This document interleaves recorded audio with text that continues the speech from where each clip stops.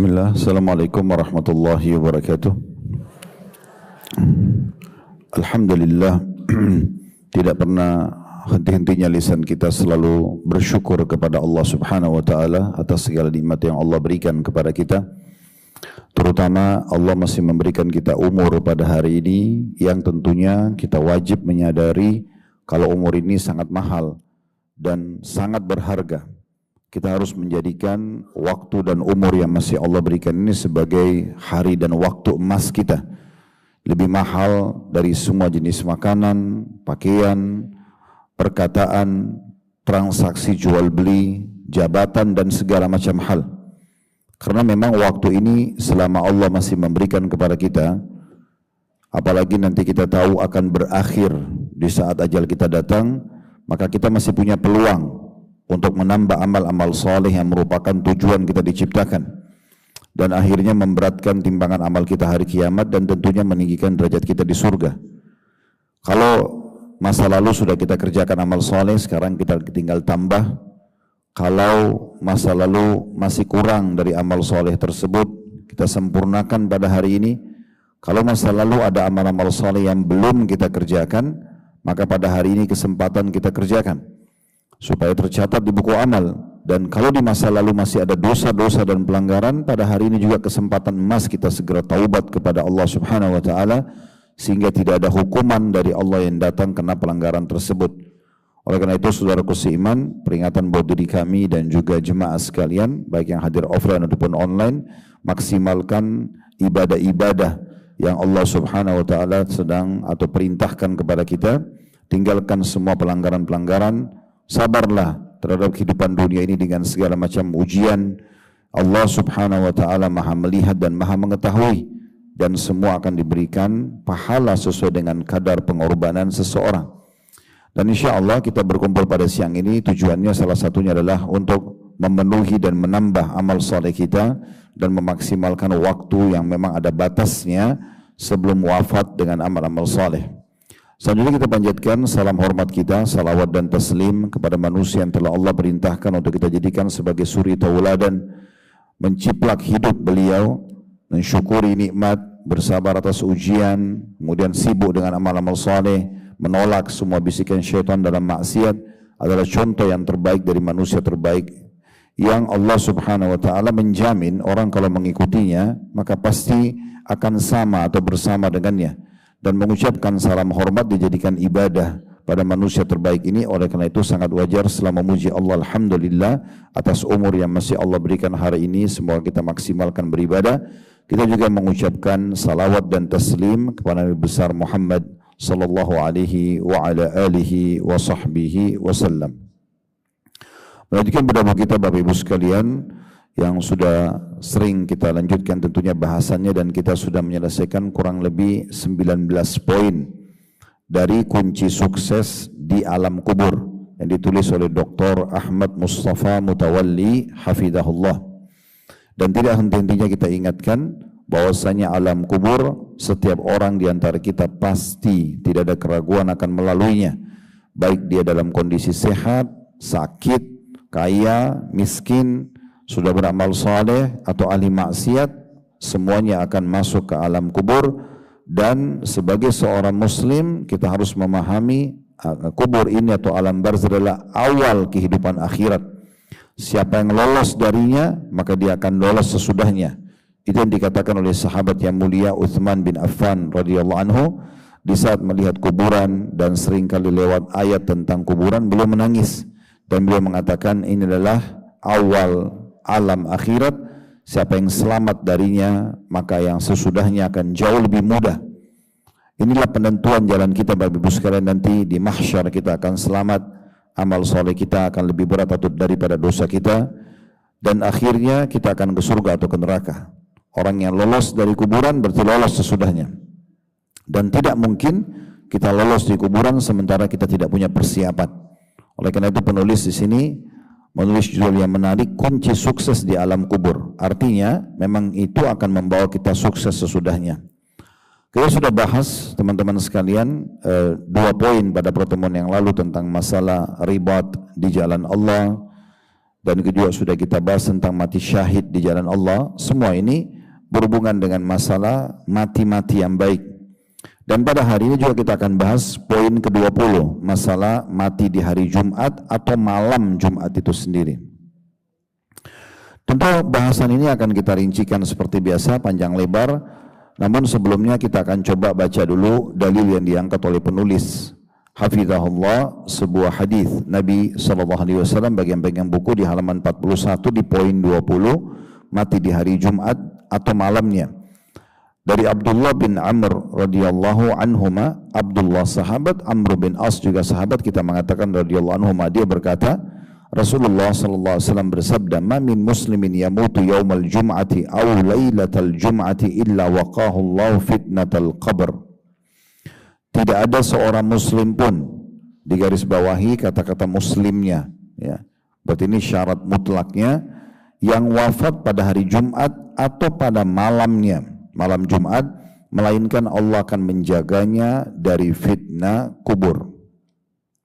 Hadis ini kita rincikan dulu sebelum masuk panjang lebar ke syarahnya. Potongan hadis Nabi SAW ini, ma min muslimin, yang dimaksud di sini adalah tidak ada seorang muslim pun, berarti selain muslim tidak masuk dalam hadis ini. Dan makna yang lebih khusus lagi adalah orang-orang muslim yang taat. Orang-orang muslim yang taat, bukan semuanya muslim, ya. Tapi kalau ada muslim-muslim yang taat, maka dia lebih pasti bisa mendapatkan hadis ini. Sehingga tidak dianggap remeh atau dipermainkan oleh sebagian orang, mengatakan, oh kalau begitu tinggal saya tunggu saja mati hari Jumat atau malam Jumat, saya akan husnul khatimah. Allah subhanahu wa ta'ala akan memilih siapa saja yang wafat pada saat itu, dan harusnya masuk dalam kategori muslim-muslim yang taat. Karena banyak juga orang masuk ke diskotik, dia meninggal malam Jumat. Dia lagi berzina di hotel, dia meninggal hari Jumat. Bisa saja terjadi. Terjadi bencana alam, dia wafat dalam maksiat misalnya. Tentu tidak masuk dalam bahasan kita.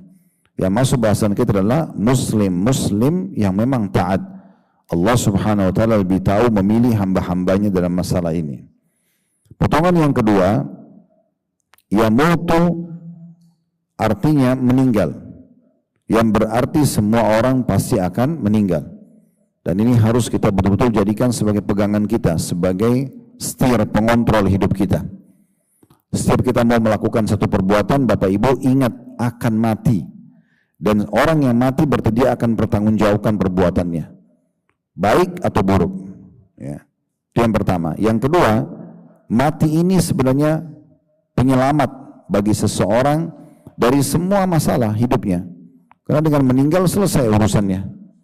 Orang yang kena penyakit kronis, orang yang sedang dalam keadaan kemiskinan, orang yang indan, itu tuh dengan mati dia selamat sebenarnya, ya. Jadi mati itu bukan kehancuran, tapi justru kalau bagi orang-orang beriman itu keselamatan bagi dia. Apalagi dia akan bertemu dengan Allah subhanahu wa ta'ala, dan dia akan diperlihatkan amal-amal salehnya. Dia akan bertemu dengan Rasulullah SAW dan orang-orang saleh sebelumnya. Maka kita harus paham masalah ini. Kemudian yang ketiga, mati juga ini akan memberikan hak kita nantinya. Di saat Anda terzalimi di dunia, Anda dengan meyakini ada kematian dan ada hisab hari kiamat, Anda akan tenang. Ada uang warisan Anda belum Anda dapat misalnya, ada hak Anda belum Anda terima, ya, dari orang yang zalim, misalnya orang utang tapi dia tidak mau membayar, atau ada orang yang mencaci maki Anda, memfitnah Anda segala macam, Anda belum mendapatkan balasannya untuk dia di dunia. Anda tetap akan mendapatkannya di akhirat, tapi melalui kematian dulu. Ini semua cukup banyak dalil-dalil yang berhubungan dengan masalah itu. Jadi mati ini sebenarnya satu poin di mana kita memang harus melalui, dan itu adalah kenyamanan, ketentraman, ya. Karena orang yang meninggal dia sudah tentram dari urusan dunianya. Hanya tinggal bagaimana kita menutup dengan husnul khatimah, menutup kehidupan kita dengan mati yang baik, dan kita menjauhi su'ul khatimah. Nanti ini diantara poin yang akan kita bahas insyaallah. Kemudian potongan yang ketiga, yaumul jum'ati aw lailatul jum'ah, dari hadis wafat di hari Jumat atau malam Jumatnya. Malam Jumat karena memang mulai maghrib hari Kamis malam sudah dianggap masuk hari Jumat, itu ya, sudah dianggap masuk di hari Jumat. Maka sebenarnya kemuliaannya fokusnya ke hari Jumatnya, fokusnya di hari Jumatnya. Hari Kamis berbeda. Tapi kalau sudah malam Jumatnya berarti sudah, makanya dinamakan malam Jumat karena sudah masuk dianggap hari Jumat itu ya. Maka yang dimaksud sebenarnya lebih fokus kepada hari Jumatnya.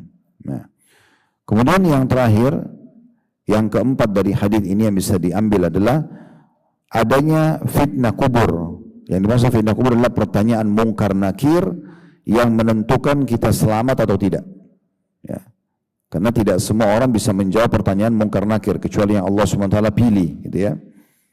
Maka kalau dia bisa menjawab fitnah kubur, pertanyaan mungkar nakir, atau Allah selain memudahkan dia mengucapkan, misalnya Allah tidak mengizinkan atau tidak memerintahkan lagi mungkar nakir untuk bertanya padanya karena dia wafat di hari yang mulia ini.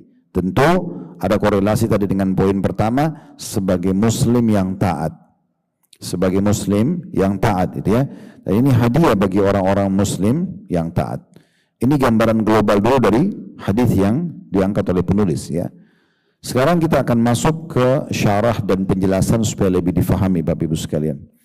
Kita harus tahu pada saat akhir hidup kita nanti, entah Allah kasih umur berapa tahun ke depan, tapi yang pasti Bapak Ibu sekalian, berapapun umur Anda sekarang, itulah umur Anda yang pasti. Contoh misalnya saya di umur 50 tahun, inilah umur saya. Kedepannya saya tidak tahu umur berapa hari. Bapak Ibu umur 30, 40, 50, 60, itulah umur kita yang sudah pasti. Karena sudah kita nikmati dan sudah kita lalui. Kedepan kita tidak tahu. 1 detik, 1 menit, 1 jam, 1 hari, kita nggak pernah tahu. Mati itu teman-teman misterius. Datang tiba-tiba, tidak pernah kita tahu kapan terjadi. Kalau seandainya seseorang di antara kita disampaikan dalam syariat Allah Subhanahu wa taala, kamu si fulan akan wafat di umur 70 tahun di hari ketiga. Misal, lalu diberikan pintu taubat. Taubat itu akan membersihkan dosa masa lalu. Mungkin orang bisa tunggu sampai umur 69 tahun, dia baru taubat. Tapi masalahnya kita tidak pernah tahu masalah itu. Dirahasiakan. Dan dia akan datang sangat cepat, hitungan detik, seketika sudah meninggal dunia. Orang kalau wafat nanti, dia seperti orang yang tidur. Pernah kita jelaskannya di majelis kita ini, dan saya ingatkan kembali hadis Nabi SAW, An-naumu akhul maut. Tidur itu adalah saudaranya kematian. Jadi sebagaimana Bapak Ibu tiap hari tidur, coba bayangkan kalau kita ngantuk gimana sih? Meletakkan kepala di kasur, di bantal, tidur, hilang tiba-tiba. Begitu orang kalau mati, kita tidak sadar. Tiba-tiba saja sudah kita tidak bangun lagi. Tiba-tiba kita lihat malaikat maut, tiba-tiba sudah dipaparkan amal saleh kita, dipaparkan dosa-dosa kita, seperti itu. Dan dia sangat misterius dan sangat cepat. Makanya waktu ditanya kepada baginda Nabi SAW, siapa orang mukmin yang cerdas ya Rasulullah? Kata Nabi SAW, orang yang paling banyak memiliki persiapan sesudah kematian. Dia pikir kematian lalu dia punya persiapan untuk itu. Dia sadari dirinya. Dan kita tidak perlu sebenarnya upaya khusus. Tinggal Bapak Ibu fokus, azan, sholat. Lagi jalan, berzikir, baca Quran, berdoa. Anda lakukan amal-amal sholat sudah kita tahu. Bakti sama orang tua, jenguk orang sakit, majelis ilmu. Itu aja sibukan. Setiap ada bisikan syaitan, jin, dan manusia untuk buat dosa, tinggalkan. Ada ujian datang, sabar. Sebagaimana ada nikmat datang kita syukur, ada ujian datang kita sabar. Ya, orang ghibah, orang fitnah, sabar aja, nggak masalah. Yang penting Bapak Ibu dalam kondisi benar. Kalau kita benar nggak usah khawatir. Allah punya cara memberikan pahala kepada kita. Pernah ditanya kepada Aisyah radhiyallahu anha ummul mukminin, yang banyak orang-orang Syiah sekarang mencaci maki beliau bahkan mengkafirkan radhiyallahu anha, dan kita ahli sunnah memuliakan beliau sebagai istri yang dicintai oleh Nabi SAW. Waktu Abu Bakar sama Umar sudah meninggal radhiyallahu anhuma, di masa Utsman radhiyallahu anhu mulai ada fitnah-fitnah menjelek-jelekan Abu Bakar sama Umar. Ditanya kepada Ummul Mukminin Aisyah, bagaimana pendapat Anda dengan ini? Di kalangan para sahabat, mereka sangat memuliakan Abu Bakar sama Umar radhiyallahu anhu, yang juga orang-orang Syiah sekarang mengkafirkan itu ya. Maka di kalangan tabi'in ini, di masa Utsman bin Affan, banyak mulai orang-orang baru masuk Islam, orang jahil, gak ngerti kedudukan para sahabat, mencaci maki. Munculnya Abdullah bin Sabah, pendiri sekte Syiah, yang mencaci maki, mengatakan Abu Bakar sama Umar merebut khilafahnya Ali, dan segala macam fitnah yang disebarkan kepada dia oleh dia, dan dia menjadi penyebab Utsman bin Affan dibunuh, dan dia pun dibunuh di masa Ali karena menyebarkan isu ini, karena ini hoax, tidak benar gitu ya. Maka ditanya kepada Aisyah, apa pendapat anda dengan ini? Kata Aisyah, saya tidak melihat kecuali Allah ingin menambahkan pahala buat Abu Bakar sama Umar. Jadi kalau anda sedang digibah oleh orang, anda santai aja. Karena anda tidak melakukannya, sudah anda nanti mendapatkan banyak pelipat gandaan pahala. Semua ini bagian-bagian hidup kita yang harusnya kita sibukkan diri, ujungnya kita akan husnul khatimah. Disebutkan dalam sebuah hadis yang sahih kata Nabi SAW, kalau Allah mencintai seorang hamba, kalau Allah menginginkan kebaikan bagi seorang hamba, Allah akan menyibukkannya, mempekerjakannya. Jadi Nabi SAW mengatakan, kalau Allah mencintai seorang hamba dan menginginkan kebaikan buatnya, maka Allah Subhanahu wa Ta'ala akan mempekerjakannya. Kata para sahabat, ya Rasulullah, bagaimana Allah mempekerjakannya? Kata Nabi SAW, Allah akan sibukkan dia dengan amal-amal saleh yang dengannya Allah akan wafatkan dia.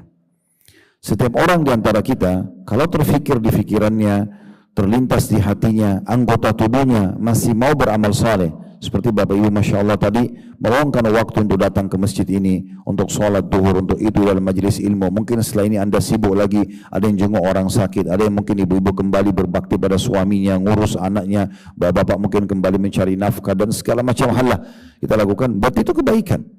Karena tidak semua orang hati dan fikirannya tergerak untuk amal saleh. Itu orang-orang yang Allah pilih. Kita kalau mau tahu diri kita baik atau tidak di sisi Allah SWT, lihat kita sibuk dengan amal saleh enggak?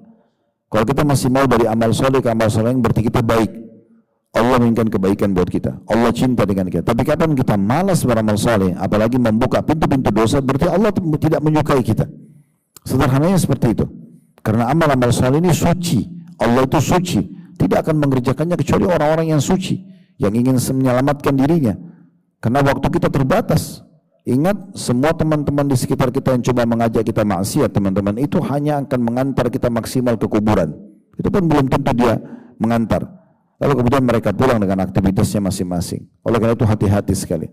Penentuan kita husnul khatimah atau su'ul khatimah adalah bermula di masa hidup kita, kita biasa lakukan apa. Sebagaimana dalam sebuah hadis yang lain, kata Nabi SAW, sesungguhnya Allah akan menutup hidup seorang hamba dengan kebiasaan yang biasa dia lakukan. Anda mau tahu orang ini husnul khatimah atau su'ul khatimah dari mana? Dari kebiasaan dia yang dia lakukan. Itu biasa terlihat 3 hari, 1 minggu, 1 bulan sebelum dia meninggal. Kalau dia terbiasa dengan baca Quran, kadang-kadang dia meninggal dalam keadaan baca Quran. Ada terbiasa sholat malam, dia meninggal dalam kondisi sholat malam. Ada yang pergi umrah dan haji, ada yang pergi jihad, ada yang lagi bakti sama orang tuanya, ada yang lagi sedekah, ada yang lagi puasa, banyak ya. Seperti itulah, berarti kita bisa tahu orang ini husnul khatimah itu bukan dari keadaan fisiknya. Tidak semua orang beriman meninggal senyum. Ada orang meninggal dalam kondisi ditabrak mobil truk misalnya, hancur badannya. Ada orang yang seperti teman-teman kita di Gaza, dibom, kepalanya hancur, darah semua. Hamzah radhiyallahu anhu, paman Nabi, meninggal di perang Uhud, itu hidungnya terbelah, dadanya terbelah, darah semuanya, dimutilasi. Tapi kata Nabi SAW, dia adalah sayyidul syuhada, pimpinnya para syuhada. Jadi kita lihat dari mana husnul khatimah, dari amal-amal saleh yang dia kerjakan sebelum dia wafat. Bagaimanapun orang itu pintar merahasiakan amal salehnya, Allah akan buka di penutupan hidupnya. Bagaimanapun sebaliknya, orang pintar mengemas amal dosanya, wa na'udzubillah, Allah akan bongkar dia meninggal dengan itu. Ya, misalnya na'udzubillah dia terbiasa zina, terbiasa mencuri, terbiasa segala macam, walaupun dia kemas di sekitarnya orang tidak tahu, maka tetap Allah akan tutup hidupnya dengan itu. Allah akan bongkar nanti itu. Berapa banyak terjadi kejadian-kejadian seperti itu. Ya. Nah, untuk husnul khatimah ini teman-teman sekalian, kita harus memperhatikan baik-baik. Continuelah dalam ibadah kepada Allah, itu poin pertama. Continue dalam amal ibadah dan usahakan maksimal mungkin. Ini sudah wajib sebenarnya untuk mempertahankan tauhid. Jangan pernah merusak akidah kita kepada Allah. Mengesahkan Allah, jangan pernah berbuat syirik. Jangan lagi pakai jimat, jangan lagi percaya ramalan, ya, jangan minta-minta pada kuburan dan benda mati. Bertauhid kepada Allah SWT. Karena kapan ada syirik sedikit saja kita meninggal, apalagi dia syirik besar, ya, maka secara otomatis itu termasuk su'ul khatimah, bukan husnul khatimah. Karena Allah berfirman kekal dalam surah An-Nisa ayat 48, innallaha la yaghfiru an yushraka bih wa yaghfiru ma duna dzalika liman yasha wa man yusyrik billahi faqad iftara itsman 'azima. An-Nisa 48. Kata Allah, sungguhnya Allah tidak akan mengampuni dosa syirik. Pada saat dia meninggal di timbangan amal, selesai. Dosa syirik menghancurkan semuanya. Dan Allah akan mengampuni dosa-dosa ya, selain syirik bagi siapa yang dikehendakinya. Makanya keyakinan ahli sunnah wal jamaah, kalau ada orang meninggal, tidak bisa kita vonis langsung masuk neraka walaupun dia muslim, ada dosanya. Karena keyakinan ahli sunnah wal jamaah, semua orang meninggal selama dia muslim tahta masyiatillah, di bawah naungan Allah. Insya'a azzabahu wa insya'a ghafaralah. Kalau Allah mau Allah maafkan, kalau Allah mau Allah siksa. Begitulah dalam penyampaian hadis Nabi SAW itu ya. Makanya dikatakan, dan Allah mengampuni selain dosa syirik bagi siapa yang dia kehendaki. Barang siapa yang mempersekutukan Allah, maka sungguh ia telah berbuat dosa besar. Tentu banyak sekali contoh-contoh syirik ya. Ini harus hati-hati sekali, termasuk meyakini adanya sial ini, ada sial itu. Saya sarankan Bapak Ibu nanti juga setelah kajian kita mungkin bisa searching di Google, bisa cari tahu pembatal-pembatal keislaman. Hati-hati, jangan sampai kita masuk ke satu ranah itu akhirnya kita meninggal dalam keadaan keluar dari agama Islam. Terutama berbuat syirik besar ini ya.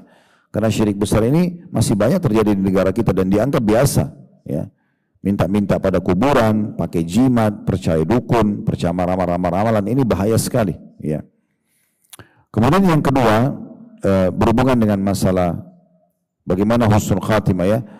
Kita usahakan menjaga tauhid kita, dan yang kedua sebenarnya lebih kepada menjaga amal saleh kita. Jadi rutinitas menjaga amal saleh itu penting sekali. Ya. Karena orang-orang yang tadi sudah kita singgung terbiasa dengan amal saleh, Allah akan tutup hidupnya dengan amal saleh tersebut. Semua jadi amal saleh. Dan usahakan Bapak Ibu sekalian fahami baik-baik ibadah yang atau amal saleh depan mata itulah yang sedang Allah izinkan kita lakukan. Ya, apa saja.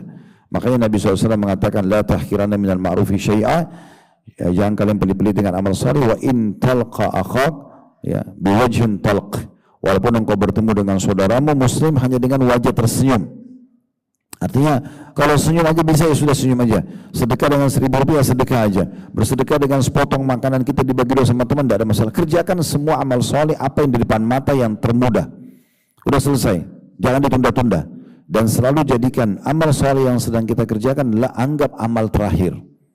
Kita tidak pernah tahu, mungkin kita masih bisa beramal sudahnya atau tidak. Pernah saya ingatkan, dan ini prinsip hidup saya juga Bapak Ibu sekalian, setiap amal saleh itu nggak bisa terulang.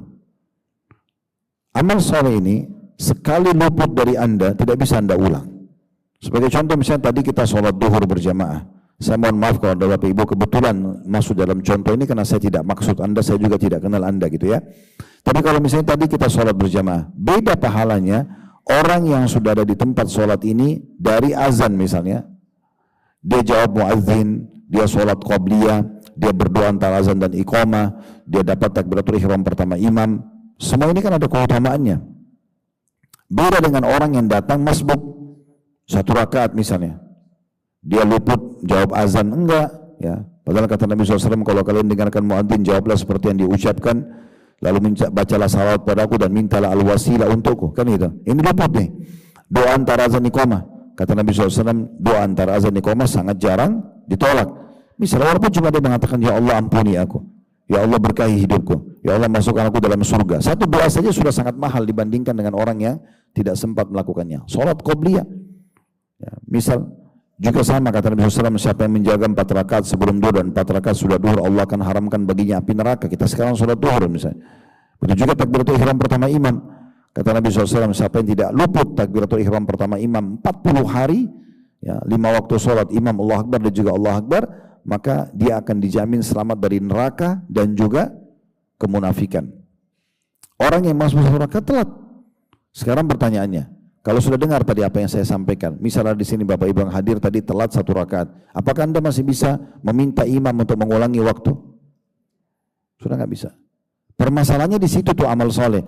Amal soleh nggak bisa dikembalikan. Sekali luput, ya udah tercatat di buku amal kita sampai hari kiamat luput. Ini selalu saya jadikan motivasi buat diri saya, teman-teman sekalian. Oh, kalau ini kesempatan amal soleh saya nggak mau sia-sia, karena bisa saja ini terakhir. Kita nggak tahu. Ya. Seketika, saya sering kasih contoh di pengajian-pengajian, kalau misalnya di masjid ini tiba-tiba ada malaikat maut datang, Bapak Ibu tidak, saya lihat, dicabut roh saya, selesai. Saya tergeletak hitungan detik. Orang cuma bilang Khalid Basalamah meninggal. Selesai. Udah habis. Apa yang saya sudah kerjakan saya akan terima dari amal soleh. Apa yang saya kerjakan dosa akan dihukum. Wa na'udzubillah gitu kan. Selesai hitungan detik. Dan Anda hanya akan dikenang hitungan hari. Sekarang saya tanya. Siapa di antara Anda yang tahu kisah kakeknya kakek? Kakek kita, kakeknya dia. Atau ayahnya kakek. Atau mungkin ada di antara kita yang tidak tahu kisah kakeknya. Ya. Kalau ayah ibunya mungkin dia masih ketemu. Artinya generasi mengenang kita tuh hanya antara 1 sampai 2 generasi selesai. Gak ada yang orang ingat. Kecuali dia punya amal-amal jariah yang memang bermanfaat, masjid, buku ilmu yang sebarluaskan, contoh-contoh kepada masyarakat itu lain. Kalau tidak selesai semua. Kan itu. Nah kalau dosa-dosa, kita buat dosa nih 50 tahun, 30 tahun kita buat dosa. Kita taubat, bersih dosanya. Tidak dihukum sama Allah SWT, bisa saja lepas dari hukuman. Tapi masalahnya dia luput dari amal saleh. Oleh karena itu Bapak Ibu sekalian, jangan pernah sia-siakan setiap peluang amal saleh. Karena itu waktunya sangat terbatas. Sampai dinukil sebagian salaf berkata, jagalah selalu ibadah kepada Allah karena ada amal-amal ibadah yang Allah tidak terima kecuali malam hari. Tidak bisa dikerjam pagi hari. Contoh misalnya kita sebutin keutamaan sholat malam, Bapak Ibu baru terpikir, oh iya ya bagus ya para sholat malam. Kita nggak bisa lagi kembali di malam hari, gitu kan? Dan ada ibadah yang Allah tidak terima kecuali siang hari. Di malam hari nggak diterima, kayak sholat duha, sholat duhur nggak diterima ini. Oleh karena itu setiap orang yang antara kita harus betul-betul segera menyelamatkan dirinya. Ya. Ada seorang salaf pernah ditanya oleh seorang khalifah, raja mengatakan, di mana saya nanti kalau saya meninggal, di surga atau di neraka? Jawaban beliau sederhana, pertemukan diri anda dengan firman Allah Subhanahu Wa Taala, Innal abrara lafi na'im. Semua orang yang abrar, yang patuh pasti masuk surga. Wa innal fujara lafi jahim. Orang yang jahat, orang yang pelaku maksiat masih di neraka. Selesai, anda lebih tahu. Selama ini anda amal baik atau amal buruk. Yang ketiga Bapak Ibu sekalian, kalau kita meninggal, di saat kita meninggal ada pujian orang-orang beriman kepada kita, maka itu termasuk jaminan juga husnul khatimah. Jadi kalau kita meninggal, kemudian ada yang memuji, oh si fulan baik ya, maka itu termasuk husnul khatimah. Disebutkan dalam sebuah riwayat dari Anas radhiyallahu anhu, beliau berkata, pernah satu waktu mereka melewati jenazah yang sedang diusung, dipikul, ya. Lalu orang-orang pada berkata, kebaikan orang ini baik. Kata Nabi SAW, wajabat, telah wajib baginya surga. Karena orang-orang pada puji, oh ini orang baik nih, orang baik gitu, orang puji. Jadi anda sudah tahu sekarang kalau detik ini Bapak Ibu sekalian, anda bayangkan di masjid ini, di tempat ini, anda bayangkan kalau anda meninggal, kira-kira orang sekitar anda menilai anda baik atau buruk? Kalau mereka merasa, oh si fulan baik, lisannya bagus, tidak pernah nyakitin orang, tidak pernah gibah, nggak pernah fitnah, tangannya selalu santun, nggak pernah nyakitin orang, malah suka bersedekah, ya, selalu tutup aurat, selalu peduli dengan ibadahnya, selesai. Itu termasuk bayangan, ini disebutkan oleh Nabi SAW. Ada jenazah lewat diusung di hadapan beliau, beberapa sahabat bilang, oh jenazah ini orang baik. Kata Nabi SAW, wajabat, orang ini dengan pujian kalian, dia masuk surga. Tapi yang puji orang-orang saleh, bukan semuanya orang. Kemudian lewat lagi jenazah yang lain, beberapa kebetulan bersamaan gitu. Setelah jenazah pertama, jenazah yang kedua lewat, kata beberapa sahabat ada yang menyebutkan orang ini tidak baik. Disebutkanlah keburukan-keburukannya. Maka kata Nabi SAW, wajabat, sungguh dia juga telah mendapatkan itu. Maksudnya ini bisa masuk neraka. Ya, karena memang orang tahunya itu amal buruknya. Ini berarti menandakan teman-teman sekalian butuhnya kita dengan komunitas kita. Ya, komunitas itu penting. Umar lalu mengatakan, apakah yang wajib itu, wahai Rasulullah? Kata Nabi SAW, yang kalian puji kebaikannya, maka wajib baginya surga. Dan yang kalian sebutkan kejelekannya, maka wajib baginya neraka. Kalian adalah saksi-saksi Allah di muka bumi. Dalam riwayat lain, Umar bin Khattab pernah di masa Nabi SAW sudah meninggal, ada lewat jenazah, ada orang-orang puji, lalu kata Umar, wajabat, orang ini masuk surga. Lalu kemudian sebagian orang lewat lagi ada jenazah buruk, maksudnya orang yang tidak baik, lalu ada orang mengatakan ini orang buruk. Lalu kata Umar juga sama, wajib baginya neraka gitu ya. Maka orang bertanya, apa yang anda maksudkan wahai Amir Mu'minin? Kata Umar, saya hanya mendengarkan dan menyampaikan apa yang Nabi SAW sampaikan dalam sebuah hadis riwayat Ahmad dengan sanad sahih, ayyuma muslimin syahida lahu arba'atun bi khairin adkhalahu Allahul jannah. Ya, muslim manapun yang diberikan kesaksian kebaikan oleh 4 orang saja, maka wajib baginya surga. Tapi di sini Bapak Ibu sekalian, Imam Nawawi mengatakan, ya, bahwasanya yang dimaksud adalah pujian dari ahlu fadl, pujian dari orang-orang saleh, pujian dari orang-orang yang dekat dengan Allah Subhanahu wa taala, bukan semua orang. Karena bisa saja orang ahli maksiat, dia meninggal, teman-temannya merasa kehilangan, nangis-nangis, sebutin dia dulu baik nih kena traktir kita minum bir. Lo misal, ini dulu baik nih karena biasa traktir kita di karaoke ini, itu bisa saja, kan gitu. Dia sebut, dianggap itu kebaikan, padahal itu kan keburukan, ya. Jadi baik buruk itu yang dipandang baik buruk oleh Allah dan Rasulnya, bukan sembarangan, ya, bukan asal-asalan gitu ya. Makanya Imam Nawawi mengatakan dan memasukkan 2 riwayat tadi yang saya bacakan itu, hadits Anas dan juga, ya, kasus Umar bin Khattab yang disampaikan oleh Al-Aswad, Abul Aswad, ya. Tentang kejadian jenazah tadi, Imam Nawawi memasukkan 2 hadis ini dalam bab pujian orang-orang kepada orang yang meninggal dunia dalam kitab Riyadhus Shalihin beliau. Lalu Imam Nawawi mengatakan yang dimaksud adalah orang-orang ahlu fadl, orang-orang yang terpuji ibadahnya, ya, dari kalangan orang-orang saleh. Oleh karena itu tidak boleh sembarangan difahami tentang masalah ini, ya. Dan ada perkataan menarik dari Imam Asy-Syatibi dalam kitab Al-I'tisam di jilid 1 halaman 169 sampai 170. Abdul Haq Al-Ishbili rahimahullah berkata, sungguhnya su'ul khatimah, ya, mati dalam kondisi jelek, tidak mungkin menimpa orang-orang secara zahir batin, ya, yang baik agamanya. Tidak pernah didengar dan diketahui orang seperti itu akhir hidupnya jelek. Alhamdulillah, kata beliau, akhir hidup yang jelek itu hanya bagi orang yang rusak dalam akidahnya, terus-menerus melakukan dosa besar dan menganggap remeh dosa.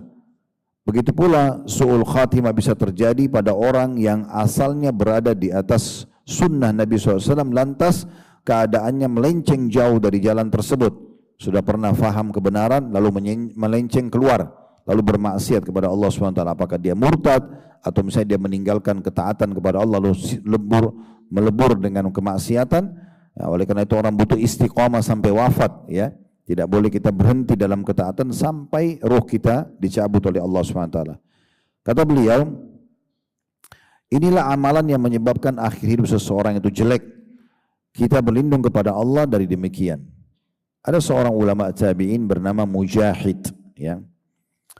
Ini disebutkan oleh Imam Qurtubi dalam kitab At-Tadhkirah beliau, jilid 1 halaman 38. Beliau mengatakan, barang siapa mati, maka akan datang di hadapan dirinya orang yang satu majlis atau yang setipe dengannya. Ya. Kalau orang mau meninggal dunia, nanti akan datang teman-teman yang biasa dia bersamanya, gitu ya. Jika ia biasa duduk di majlis yang selalu menghabiskan waktu dalam kesia-siaan, maksiat, ya, maka itulah yang akan menjadi temannya di kala sakaratil maut. Allah buat datanglah teman-teman buruk itu menemani dia. Adik kandung saya pernah cerita, dia bilang ada temannya pada saat mau meninggal, teman-temannya yang sama dia datang kemudian membelikan minuman keras lalu menuang di kepalanya karena dia minta untuk dituangkan itu. Pada saat mau meninggal, subhanallah, ya. Datang teman-teman buruknya dan sama-sama masih sudah mau meninggal masih ada khamr. Karena dia terbiasa dengan itu. Sebaliknya, kata, ya, Imam Qurtubi yang menukil perkataan Mujahid, sebaliknya jika ia dalam kehidupannya selalu duduk bersama orang-orang yang baik, selalu mengingat Allah, ya, beribadah kepada Allah SWT, ya, maka itulah akan menjadi temannya yang menemani dia pada saat sakaratil maut. Jadi memang ini butuhnya seseorang berada di komunitas yang baik, ya. Ibnu Katsir berkata rahimahullah, sungguhnya dosa, maksiat dan syahwat adalah sebab yang dapat menggelincirkan manusia saat kematiannya. Ditambah lagi dengan godaan-godaan syaitan. Jika maksiat dan godaan syaitan terkumpul, ditambah lagi dengan lemahnya iman, maka sungguh amat mudah berada dalam su'ul khatimah atau kematian yang buruk. Contoh-contoh orang su'ul khatimah itu misalnya akidahnya rusak, ya, tidak mau bertauhid kepada Allah, selalu berbuat kesyirikan, tidak peduli dengan ajaran-ajaran dan kemurnian agama, sehingga sembarangan, sembrono saja semaunya sendiri, ya. Kemudian terus-menerus membuka pintu-pintu syaitan dalam maksiat, setiap bisikan selalu diiyakan. Kemudian memiliki teman-teman yang buruk dalam pergaulan. Semua ini termasuk, ya, menjadi penyebab masalah itu. Sekarang kita masuk ke bahasan kita tentang masalah salah satu mati yang baik adalah mati di hari Jumat. Mati di hari Jumat, ya. Dan ini sudah kita singgung tadi, ya. Walaupun sebenarnya banyak sekali di bahasan-bahasan kita sebelumnya tentang orang yang mati husnul khatimah, ya. Cukup banyak. Di antaranya kemarin kita sempat bahas tentang masalah orang yang akhir kalimatnya la ilaha illallah masuk surga, hadis yang masyhur diriwayatkan oleh Abu Daud dan disahihkan oleh para ulama. Ini pernah kita bahas di salah satu poin kita, ya. Tentu orang yang memahami kalimat ini dan juga hidup dan mati di atas kalimat ini, betul-betul tidak ada Tuhan yang berhak disembah kecuali Allah, hidupnya cuma taat kepada Allah dan meninggalkan larangannya. Kemudian juga termasuk husnul khatimah, orang yang meninggal kemudian di keningnya ada keringat, begitu disebutkan dalam hadis, ya. Diriwayatkan Tirmidzi, kata Nabi SAW, mautul mu'mini bi'irqil jabin, ya. Bahwasanya wafatnya seorang muslim atau mukmin itu dengan adanya keringat di keningnya, ya. Dalam riwayat dijelaskan oleh Imam Qurtubi dalam kitab Tazkiyah beliau. Kenapa? Karena Allah Subhanahu wa taala ingin menghabiskan sisa-sisa dosanya, ya. Sementara orang-orang kafir justru meninggalnya muda karena Allah ingin menghabiskan kebaikan-kebaikannya. Jadi kayak misalnya ada orang kafir nih, dia bakti sama orang tuanya, dia bantu tetangganya misalnya, itu kebaikan dalam syariat Allah, tapi tidak dicatat pahala. Allah balas dia di dunia, termasuk matinya dimudahkan.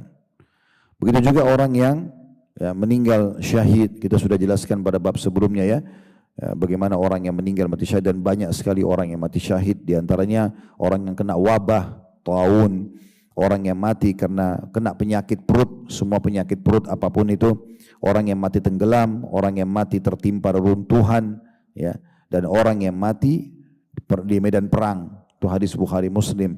Begitu juga hadis Nabi SAW, orang yang terbunuh di jalan Allah perang, kemudian orang yang kena wabah, orang yang mati kena penyakit di perutnya, dan orang yang mati sedang berada di jalan Allah walaupun tidak berperang. Insya Allah termasuk orang sedang menuntut ilmu misalnya, semua itu juga dianggap mati syahid. Dan dalam hadis lain kata Nabi SAW, orang-orang yang mati syahid yang selain terbunuh di jalan Allah itu ada 7. Selain orang mati di medan perang, yaitu korban wabah, kena penyakit kayak kita kemarin corona, ya. Kemudian itu syahid kata Nabi SAW, orang yang mati tenggelam, ya, pada saat dia sedang safar dan dalam keadaan ketaatan. Kalau maksiat tidak masuk ini, ya. Kita lagi di atas kapal, lagi safar, kemudian memang ketaatan di atasnya, terus tenggelam, maka mati syahid. Yang punya luka pada lambungnya, kemudian mati, itu mati syahid, ya. Kemudian mati karena semua penyakit perut, dianggap syahid, itu yang keempat. Yang kelima, korban kebakaran, itu adalah syahid. Dan mati tertimpa reruntuhan adalah syahid.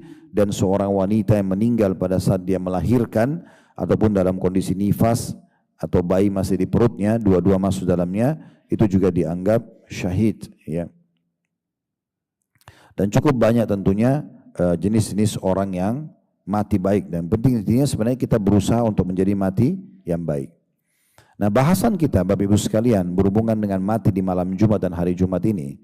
Pertanyaan sederhana, kenapa hari Jumat? Ada apa dengan hari Jumat ini? Hari ini Bapak Ibu sekalian memang Allah khususkan dia, punya keutamaan yang sangat besar.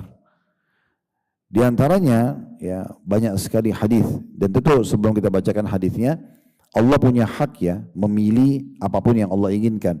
Seperti Allah pilih dari kalangan malaikat Jibril, Mikail, Israfil jadi pemimpin malaikat.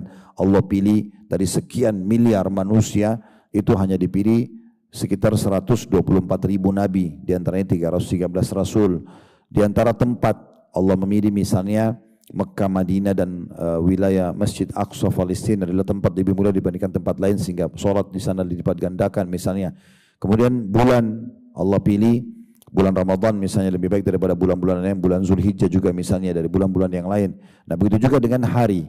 Allah Subhanahu wa taala memilih hari Jumat secara khususnya punya keutamaan. Di antaranya coba renungi ini ya, cukup banyak hadisnya, tapi di antaranya hadis yang sahih dari hadis Abu Hurairah radhiyallahu anhu, Nabi SAW bersabda, khairu yaumin tala'at alaihi syamsu yaumul jum'ah. Ketahuilah, hari yang paling baik di mana matahari terbit itu adalah hari Jumat. Fihi khuliqa Adam. Pada hari itulah Allah ciptakan Adam. Ayah kita semua diciptakan di hari Jumat. Wa fihi udkhilal jannah. Di hari Jumat juga Allah masukkan Adam ke dalam surga. Wa fihi ukhrija minha. Di hari Jumat juga Nabi Adam dikeluarkan dari surga untuk ke bumi dan ditugaskan. Wala taqumus sa'atu illa fi yaumil jum'ah. Dan tidak akan terjadi kiamat kecuali di hari Jumat. Ya, jadi memang Allah pilih khusus hari ini nih, hari mulia sekali ya. Hari diciptakan Adam alaihissalam, hari dimasukkan ke dalam surga, hari dikeluarkan dari surga, dan juga tidak akan terjadi kiamat kecuali di hari Jumat. Ini hadis yang sangat mulia sekali Bapak Ibu sekalian, yang menyebutkan tentang hari Jumat, dan ini disebutkan oleh Imam Muslim, hadis yang sahih. Kemudian hadis yang selanjutnya ya, di mana Nabi SAW menyebutkan tentang keutamaan Jumat dari hadis Abu Hurairah radhiyallahu anhu dan Hudzaifah radhiyallahu anhu, adallallahu 'anil jum'ati man kana qablana. Allah menutupi hari Jumat untuk umat-umat sebelum kita. Allah menutupi hari Jumat dari umat-umat sebelum kita. Mereka tidak tahu keutamaan Jumat. Fakana lil Yahudi yaumus sabt. Maka orang-orang Yahudi memilih hari Sabtu sebagai hari raya mereka. Wa kana lin Nasara yaumal Ahad. Dan orang-orang Nasara memilih hari Ahad. Faja'allahu bina fahadanallahu liyaumil Jum'ah. Lalu Allah mendatangkan kita dan Allah pilihkan Jumat buat kita. Ya. Dalam riwayat yang lain, manusia hanya mengikuti kita dalam mendapatkan hari Jumat itu. Dan hari Jumat itu hari mulia, hari raya kita. Ya, hari raya umat Islam ada 3. Idul Adha, Idul Fitri, dan juga hari Jumat. Makanya Jumat itu ada sholat Jumat. Kalau kita walaupun diwajibkan laki-laki dan sunnah bagi perempuan, tapi dianjurkan mandi Jumat. Bahkan pendapat yang paling kuat adalah diwajibkan. Kemudian dianjurkan untuk, kata Nabi SAW, siapa yang mandi di hari Jumat dengan mandi sebersih-bersihnya. Kemudian dia memakai baju terbaiknya, dia pakai wangi-wangian terbaiknya di rumah. Kemudian dia pergi ke masjid. Kemudian dia tidak melewati pundak orang-orang, dan dia mendengarkan, dia sholat yang disunnah, yang diperintahkan sholat tahiyat masjid. Kemudian dia dengarkan khatib, lalu dia sholat, kecuali diampuni dosanya seminggu ke depan, ya, ditambah 3 hari lagi, jadi 10 hari pengampunan dosa. Ada gabungan antara memuliakan hari ini dengan ibadahnya, jadi kan, karena mulianya. Juga hari Jumat Allah jadikan ada waktu mustajab doa. Di antaranya adalah hadis yang diriwayatkan atau disampaikan oleh sahabat Abu Hurairah radhiyallahu anhu, kata Nabi SAW, fihi sa'atun la yuwafiquha 'abdun muslim wa huwa qa'imun yusalli yas'alullaha ta'ala syai'an illa ata'u iyyahu wa asyara bi yadihi yuqalliluha. Di hari Jumat itu adalah waktu tidak ada seorang muslim pun yang salat kemudian mereka atau dia berdoa kepada Allah, kecuali pasti Allah akan ijabah, Allah akan kasih penerimaan doa di hari Jumat. Dan itu waktunya sangat sedikit. Ada riwayat yang lain disebutkan bahwasanya ya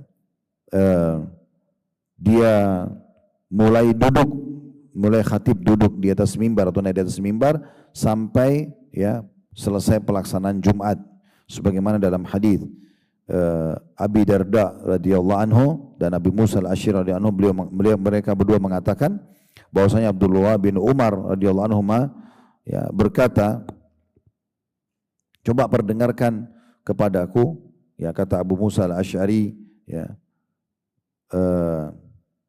Abdullah bin Umar berkata kepada Abu Musa al-Asy'ari, coba perdengarkan kepadaku, ya.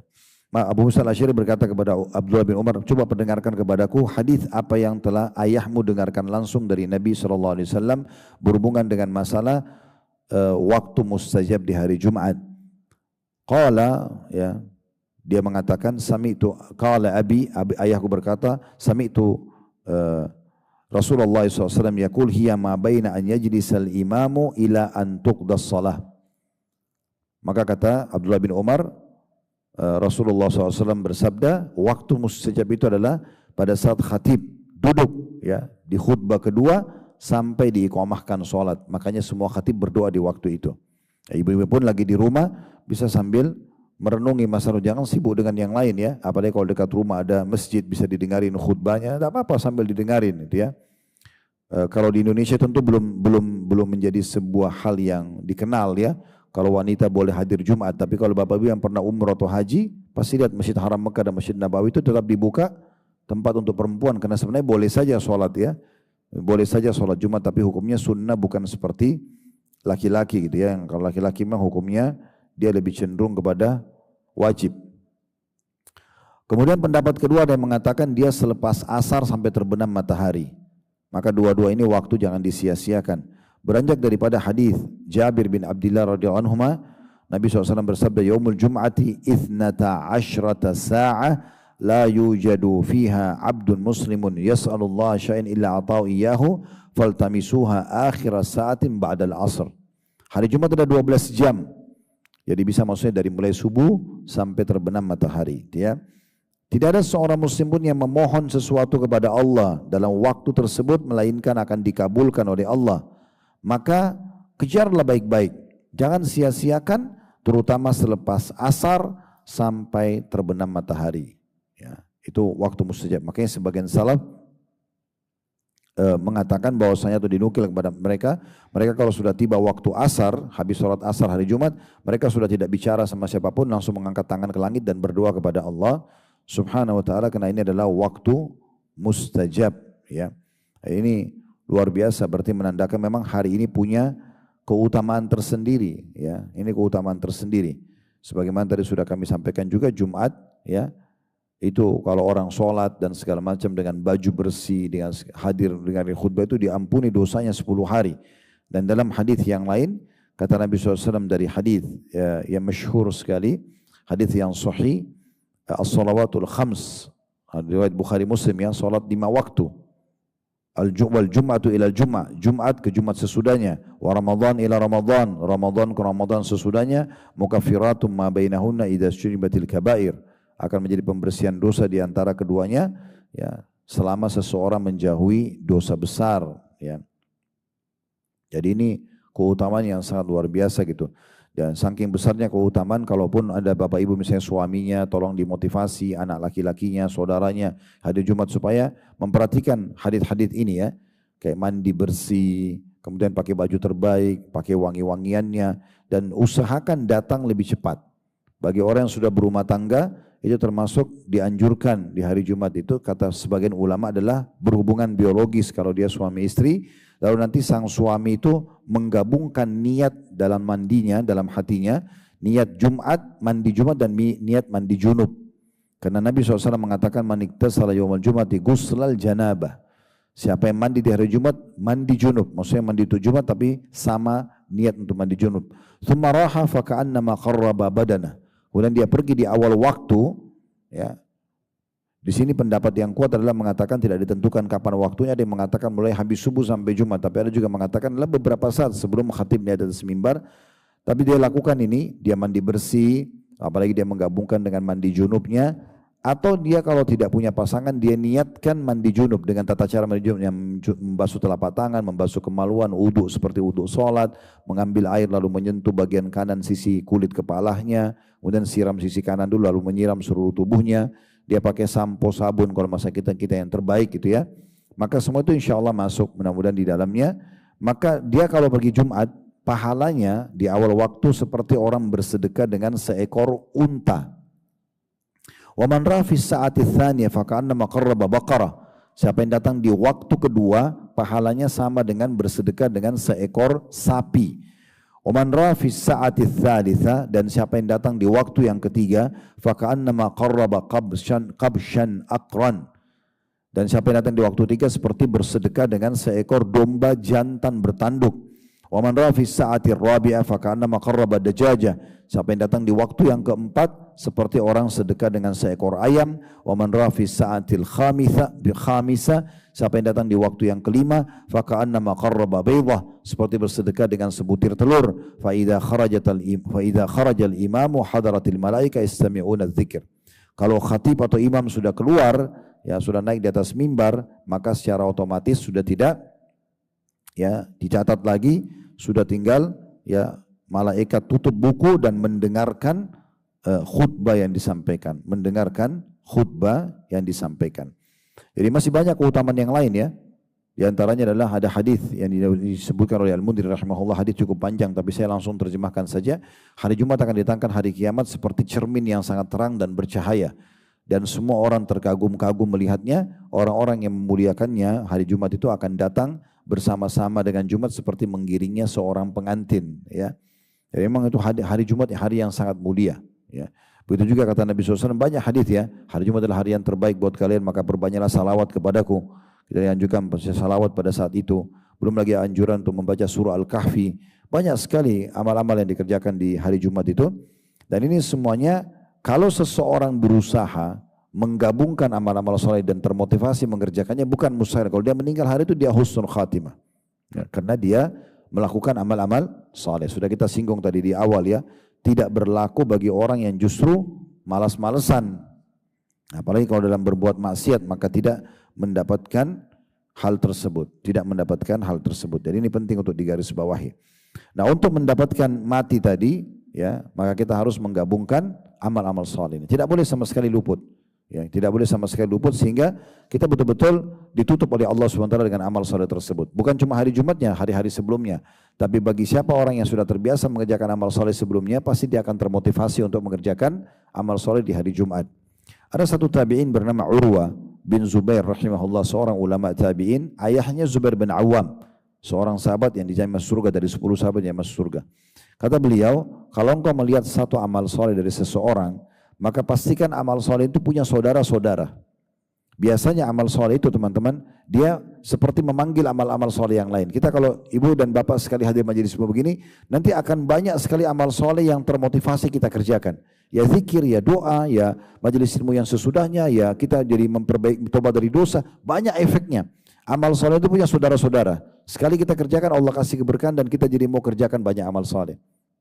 Sebagaimana dosa juga punya, kata beliau, kalau kalian lihat satu amal soleh dari seseorang, pastikan orang itu baik karena amal soleh itu punya saudara-saudara. Walaupun ada orang menilai dia buruk. Dan pastikan kalau seseorang itu sedang berbuat dosa, maka pastikan dosa itu punya saudara-saudara. Walaupun dia dianggap baik di mata manusia.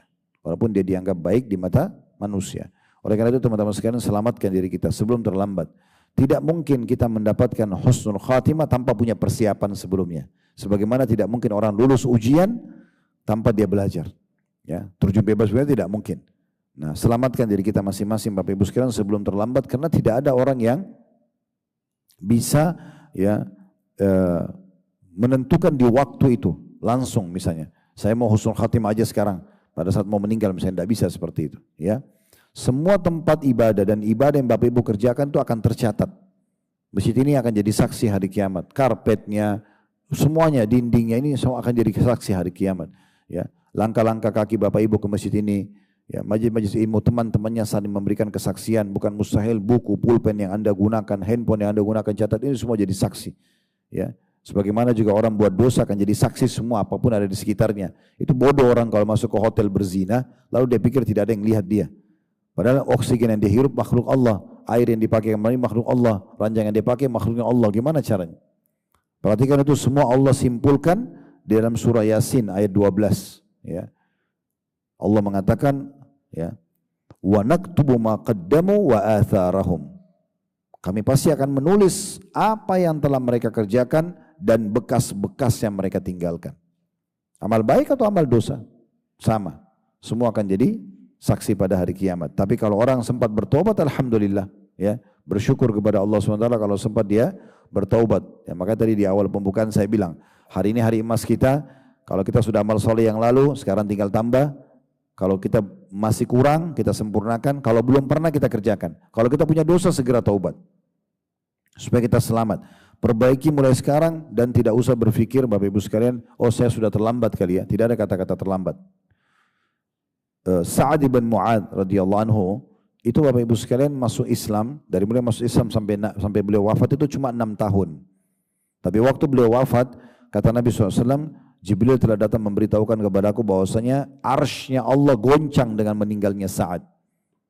6 tahun masuk Islam, tapi beliau tulus dan serius dalam beramal saleh. Walaupun Bapak Ibu baru hijrah sekarang, baru hijrah sebulan, 1 tahun, enggak ada masalah. Yang penting menjadi orang yang baik mulai sekarang. Kita tidak pernah tahu bagaimana Allah menilai amal kita, ya. Makanya saya sering bahasakan bagi Bapak Ibu sekalian, kalau Anda mau jadi orang baik, mau hijrah, jangan setengah-setengah. Jadilah laki-laki yang soleh 100%. Jadi laki-laki perempuan solehah 100%. Jangan dicicil-cicil. Tidak usah peduli dengan perkataan orang. Kamu kok berubah? Karena memang orang hijrah pasti berubah. Berubah penampilannya, berubah tutur katanya, berubah pergaulannya, berubah pendapatannya. Memang berubah semua. Enggak mungkin orang yang sudah hijrah pakai jilbab besar, kemudian dia tiba-tiba dibuka jilbabnya atau tidak ganti lagi jilbabnya. Enggak mungkin. Orang pasti sudah ada iman dalam hatinya. Enggak mungkin lagi dia kembali kepada pekerjaan yang haram. Enggak mungkin lagi dia ini dan itu misalnya. Maka jadilah orang baik 100% sekalian. Dan tidak ada waktu memang. Untuk menundanya apa gunanya gitu, ya. Lebih baik jadi orang baik sekaligus 100% jadi laki-laki soleh dan perempuan yang salehah. Semoga saya dengan itu Allah bisa memberikan kita husnul khatimah dan diantaranya orang meninggal di hari Jumat, ya. Dan jangan lupa sebagai penutup juga jadikan sebagai doa kita Bapak Ibu sekalian, minta kepada Allah agar ditutup dengan husnul khatimah dan terserah Allah, ya. Kita bila mengatakan tutuplah hidupku dengan mati yang baik ya Allah. Nanti Allah pilihkan matinya seperti apa terserah Allah. Yang penting kita minta supaya dikasih husnul khatimah. Jadi rentetannya berarti kita otomatis Allah mudahkan ibadah supaya kita bisa husnul khatimah. Karena enggak mungkin husnul khatimah tanpa ibadah sebelumnya. Nah, hal-hal seperti ini yang harus kita perhatikan baik-baik, ya. Dan juga maksimalkan setiap waktu, jangan ada kosong teman-teman, ya. Ini juga termasuk nasihat penting. Saya mulai dengan diri saya, semoga Allah mudahkan saya mengamalkan, bukan cuma mengucapkan, ya. Jadi Bapak Ibu kalau lagi jalan aja, misalnya tadi dari parkiran ke masjid ini, jangan diam, zikir aja. Zikir, baca astagfirullah, baca subhanallah, jangan diam. Ibu-ibu lagi masak, berzikir. Ada manfaat apa nih manfaatnya gitu, ya. Misalnya dengarin ceramah, ada sesuatu yang manfaat. Jadi jangan tersibukkan dengan hal yang tidak ada manfaatnya. Ya, ini penting sekali, ya. Tapi intinya sebenarnya adalah bagaimana kita memperbanyak ibadah kepada Allah SWT. Dan jangan anggap remeh sebuah zikir karena itu adalah ibadah yang sangat besar. Saya kemarin baru balik, diundang dari Malaysia, baru kemarin tiba, khusus membahas masalah zikrullah saja. Saya merenungi kembali hadis-hadis yang sudah pernah kami pelajari, itu luar biasa gitu. Bagaimana Nabi SAW mengatakan siapa yang masih kurang sholat malamnya, siapa yang masih kurang puasanya, siapa yang masih belum ikut berperang, maka dia harus perbanyak saja. Maksudnya seakan-akan sebagai gantinya, subhanallah, alhamdulillah, wa la ilaha illallah, Allah akbar. Perbanyak, banyak zikir. Jangan berhenti, gitu, ya. Saya tutup dengan dinukil oleh murid-murid Syekh bin Baz rahimahullah, salah satu ulama Saudi yang sangat masyhur, ya. Rujukan umat Islam juga di dunia ini. Beliau dinukil oleh muridnya kisah waktu sudah meninggal, tersebar beritanya gitu, ya. Kalau beliau itu sedang menerima telepon, ada orang menanyakan fatwa karena beliau mufti, maka sambil nunggu orang itu lagi bertanya, beliau berzikir. Tak berzikir, baca zikir. Nanti kalau sudah saatnya jawab, baru dia jawab. Jadi saking tidak ada waktu kosong, semuanya diisi dengan amal baik. Dan ingatlah sabda Nabi SAW, sungguh sangat bahagia orang yang menemukan di buku amalnya banyak istighfar. Banyak sekali dia ucapkan. Kita tidak usah lagi hitung jumlahnya, pokoknya kita perbanyak, ya. Abu Hurairah itu dikatakan berzikir, bertasbih kepada Allah sehari sampai 12.000. Pokoknya dia sudah, itu kata-kata 12.000 bisa saja dihitung, bisa saja mungkin karena banyaknya sehingga disebutkan angka itu. Intinya coba kita maksimalkan dengan ibadah, dan ibadah yang paling mudah zikrullah. Ya, tapi dengan cara yang benar tentunya, ya. Dengan zikir-zikir yang benar, jangan sampai kita justru masuk dalam zikir-zikir yang tidak pernah dicontohkan oleh baginda Nabi SAW, akhirnya buang-buang waktu dan tidak ada pahalanya di sisi Allah Subhanahu Wa Taala. Ini mungkin bahasan kita Bapak Ibu sekalian berhubungan dengan masalah mati di hari Jumat yang merupakan husnul khatimah. Sekaligus kita sebutkan kenapa hari Jumatnya, karena punya keutamaan, ya, walaupun itu sebagian kecil, ya. Karena kalau kita ingin bahas Jumat itu cukup panjang bahasannya. Allahu a'lam. Semoga apa yang kita bahas ini bermanfaat buat kita dan Allah jadikan ilmu yang bisa diamalkan dan juga menjadikan kita orang-orang yang selalu dipanjangkan umurnya di atas ketaatan, kesempurnaan ilmu, amal saleh dan jauh dari dosa-dosa, dan sebagaimana Allah satukan kita di sini, semoga Allah satukan juga kelak kita di surga firdausnya tanpa hisab. Allahumma amin. Ada benar dari Allah, silakan diambil, dan ada salah dari saya, mohon dimaafkan, dan saya istighfar kepada Allah SWT. Subhanakallahumma bihamdika asyhadu an la ilaha illa anta astaghfiruka wa atubu ilaik. Wassalamualaikum warahmatullahi wabarakatuh.